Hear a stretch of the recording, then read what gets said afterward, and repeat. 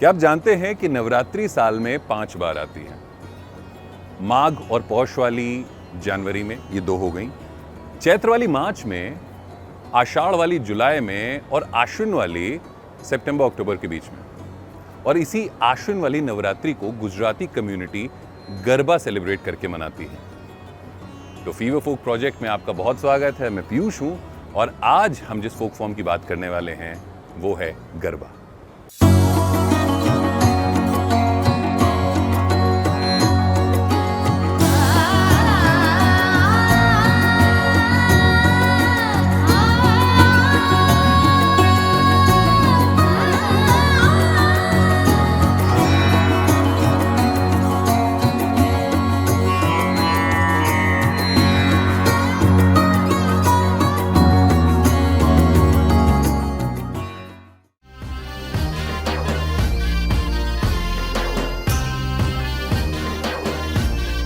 तो गरबा की बात करने से पहले बात करते हैं नवरात्रियों के एनर्जी फॉर्म्स के बारे में, जिन्हें 3 के सेट में डिवाइड किया गया है। पहले Saraswati for the birth, creativity and generating force, Lakshmi is the life, growth and preserving force, and Kali is the death, transformation and empowering force. Navratri में गरबा या clap dance divine feminine power का प्रतीक है। गुजरात में डिवोटीज उन दिव्य 9 रातों में देवी के अलग अलग रूपों की पूजा करते हैं। इनफैक्ट गुजरात में ही क्यों, पूरे देश में। अच्छा, अब आप कहेंगे कि गरबा अगर क्लैप डांस है तो डांडिया क्या है, और क्या गरबा और डांडिया दोनों एक है?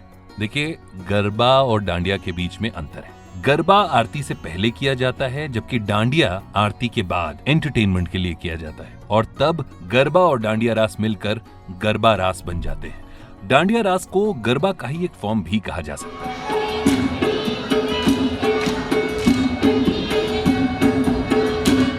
देखिए, गरबा के भी कुछ हिस्से होते हैं, जैसे कि बेताड़ी गरबा, तृणताड़ी गरबा, रास, हींच, जिसमें बेताड़ी और तृणताड़ी गरबा और रास दोनों का हिस्सा है। गरबा का ओरिजिन देवी दुर्गा के लिए डिवोशन से हुआ है, और ये माता रानी के सम्मान में परफॉर्म किया जाता है। और ये जो डांस फॉर्म है वो देवी और महिषासुर के बीच एक मॉक फाइट है, जहां डांडिया स्टिक तलवार का प्रतीक है, और इसीलिए शायद इसे द स्वॉर्ड डांस भी कहते हैं।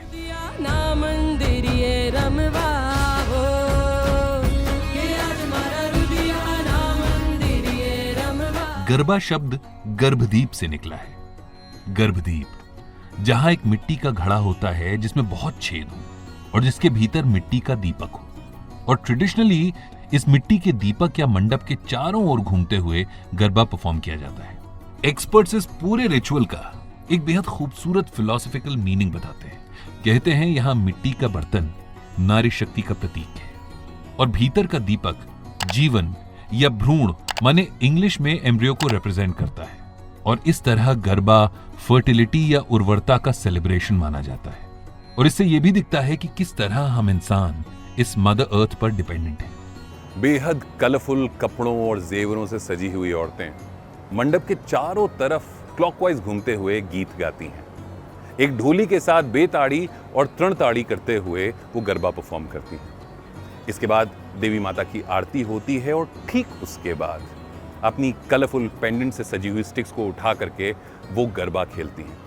और यही अंतर गरबा और रास को डिवाइड करता है। आपको पता चलता है कि गरबा क्या है और रास क्या है।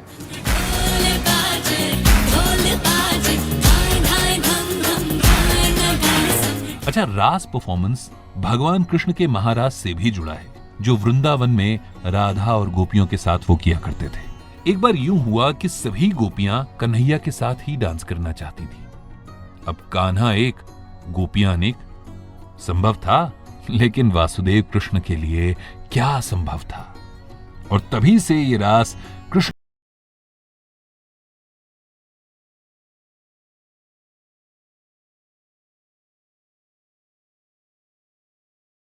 को ये जानकर हैरानी होगी कि कल्चर एक्सपर्ट्स गरबा को डांस नहीं मानते हैं। ये उसे एक प्ले या मूवमेंट की तरह देखते हैं, और शायद इसीलिए गरबा खेला जाता है, न कि गाया या नाचा जाता है। इसके पीछे भी एक थियरी है कि दिन भर उपवास करने के बाद जब इंसान देवी मां की भक्ति में डूबकर जी भर के गरबा खेल लेता है, तो उसके अंदर यानी भीतर जमा हुआ पुराने से पुराना भी मेंटल ट्रॉमा रिलीज हो जाता है।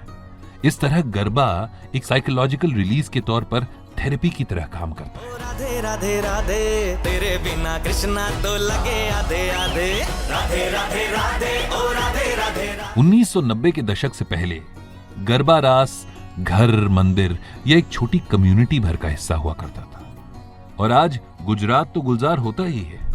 यूएस तक में नवरात्रि पर गरबा की धूम होती है। गरबा को कंटेम्प्रेरी टच देने में बॉलीवुड से लेकर देवांग पटेल, किंजल दवे, कीर्तिदान गढ़वी, गीता रबाड़ी, अरविंद वेगड़ा, जिगरदन गढ़वी और कीर्ति सगठिया जैसे रीजनल आर्टिस्ट का कंट्रीब्यूशन कमेंडेबल है। और आज की जनरेशन को इस फोक फॉर्म से इंट्रोड्यूस करने की तो बिल्कुल भी जरूरत नहीं है, क्योंकि वो कहते हैं ना कि एक गुजराती पूरा गुजरात अपने साथ रखता है। ये था द फीवर फोक प्रोजेक्ट का आज का एपिसोड, मेरे यानी पीयूष के साथ, जहां हमने बात की गरबा की। आप ये शो सुन भी सकते हैं। फीवर फोक प्रोजेक्ट को आप UFM नेटवर्क के किसी भी रेडियो स्टेशन पर अभी का भी सुन सकते हैं। हाँ, अगर कोई फीडबैक, सजेशन, ओपिनियन, एडवाइस है, वो हम तक पहुंचाने के लिए मेरा इंस्टाग्राम पर आकर इस हैंडल को फॉलो भी कर सकते हैं और इस पर अपनी जो क्वेरीज हैं वो भी डाल सकते हैं। साथ में ये भी ज़रूरी है कि आप हमें ये भी बताएं कि ऐसा कौन सा फोक फॉर्म है जिसे आप इस शो में फीचर करवाना चाहते हैं। तो till next episode and next folk form, take good care of yourself.